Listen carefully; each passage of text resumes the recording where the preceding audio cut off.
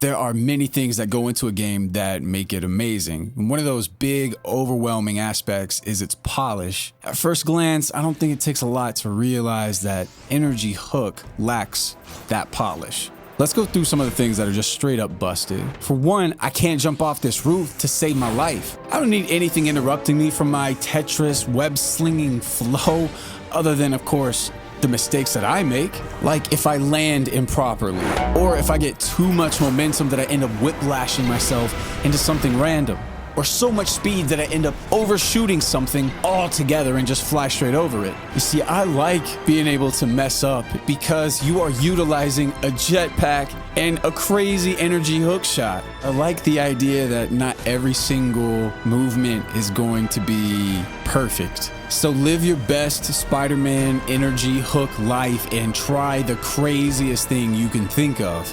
As far as visuals go, the textures are not super great, and neither is the music.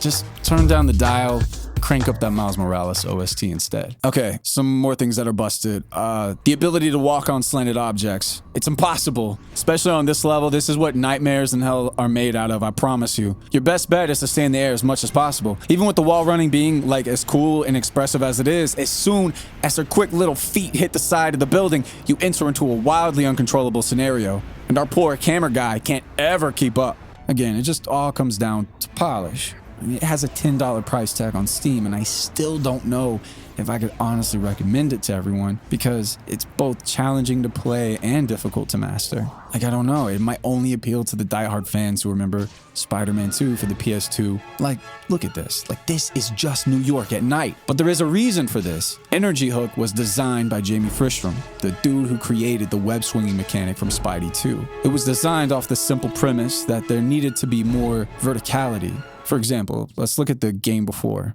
We see the animation of a web-slinging crime fighter, which, by the way, this animation alone still blew my mind. But still, he's more or less just flying through the air. When you have a web that attaches to a thing, though, the laws of physics kick into place, and now you're guaranteed a roller coaster ride of ups and downs. Throw in a chargeable jump, a jetpack, a wall run, the ability to flip in any direction, 3 Tony Hawk-esque grabs, the ability to control the speed of your hook's reel-in functionality. Here, we're getting into the good stuff. We're getting into why the game is worth the $10 price tag. Because when you get into that flow, it is so sick. Unlike Spider-Man games of the past, where it feels like you're more or less observing his his acrobatic awesomeness from a distance, this gives you the most expressive control, which really sparks my imagination. And this is like the only experience I know of that you can wall run up or down, cancel your run, flip, and then continue to run on the same wall. There was no pre-animated motion that moved me through the obstacles. I chose to interact with the world exactly in that way. And yeah, this like opens the door for massive air shenanigans, like hitting a sick grab, spamming your jetpack just to see how far you can fly. Another notable thing is that you can toggle whether or not your energy hook wraps around an object or not. And as much as I love these wild forms of different aerial movement, after a while, too much janky stuff happens and it kills the momentum. And there's like nothing else to break up the sick movement outside of trick attacks and, Superman 64 and through rings, which you have to do a ton of them to fully unlock your stats. And this just makes the earlier moments of gameplay not as enjoyable. So again, you kind of have to put up with a lot of jankiness in the beginning just to be able to access the most enjoyable parts, which is all the movement functionality.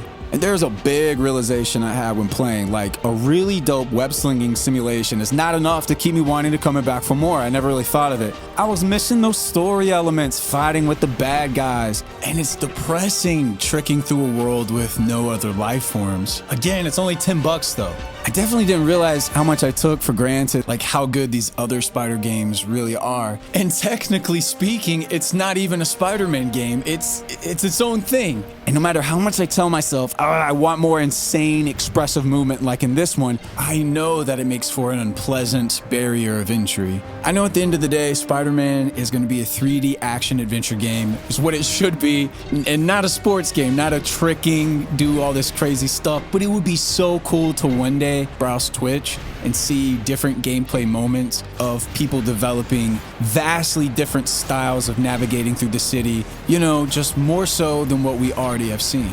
I would love to hear all of your opinions, thoughts, and hot takes on this down below, so please express them And please be civil. This isn't Twitter.